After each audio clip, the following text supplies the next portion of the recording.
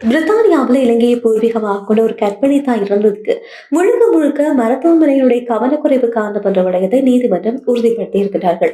2024ஆம் ஆண்டு 33 வயதான 15 வார கர்ப்பமான இருந்த ஒரு கர்ப்பிணி தாயை மருத்துவமனைக்கு கொண்டு போறாங்க. காரணம் அவருக்கு வயிற்று வலியும், அந்த வயிற்று வலியோடு சேர்ந்து குருதிப்பெருக்கு இடம்பெற்றுக் கொண்டிருக்கு. எனவே இதனுடைய தீவிரத்தன்மையை உணர்ந்து உடனடியாக மருத்துவமனைக்கு கொண்டு போறாங்க. ஆனா கொண்டு போன நேரத்துல அவருக்கு மருத்துவர்கள் உரிய நேரத்துல மருத்துவ வசதிகளை மருத்துவ சேவையை செய்யவில்லை என்பதுதான் அவருடைய உயிரிழப்புக்கு காரணமாக இருக்கின்றது.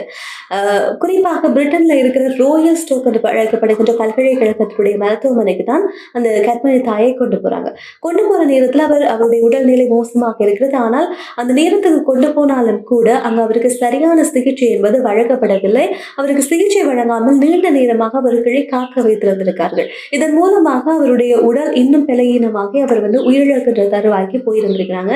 இது தொடர்பாக அவருடைய கணவர் குற்றம் சாட்டுகையில, என்னுடைய மனைவிக்கு கொடுக்க வேண்டிய மருத்துவ சிகிச்சை இவர்கள் செய்யவில்லை, கொண்டு போய் நீண்ட நேரமாக என்னுடைய மனைவியை காக்க வைத்தார்கள், அதுதான் என்னுடைய மனைவியினுடைய உயிரிழப்புக்கு காரணம் என்று குற்றச்சாட்டுகளை முன்வைத்தார். அது தொடர்ந்து விசாரணைகள் எல்லாம் இடம்பெற்று வந்தது. இப்போது நீதிமன்றத்தில் சில முக்கியமான தகவல்களை சொல்லியிருக்கிறார்கள்.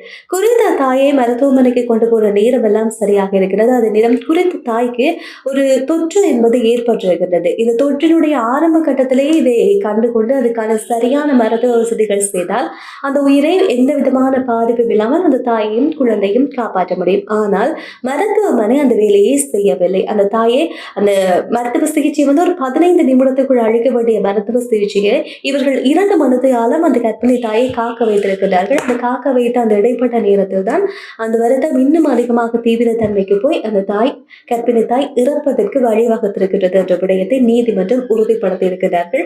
எனவே இந்த விஷயம் கண்டிப்பாக மருத்துவத்துறை சார்ந்தும், அதே நேரத்தில் ஒரு கர்ப்பிணி தாய் ஒரு இடத்துக்கு கொண்டு போகும்போது, ஒரு மருத்துவமனைக்கு கொண்டு போகும்போது அந்த தீவிரத்தன்மையை உணர்ந்து சிகிச்சை வழங்குவது மிக மிக அவசியம். அப்படியான ஒரு நிலையில மருத்துவமனையுடைய இந்த அசம்பந்த போக்கினால ஒரு தாயும் உயிரும் ஒரு சேயும் பலியாகி இருக்கின்ற விடயம் இப்ப அதிகமாக பேசப்படுகின்றது.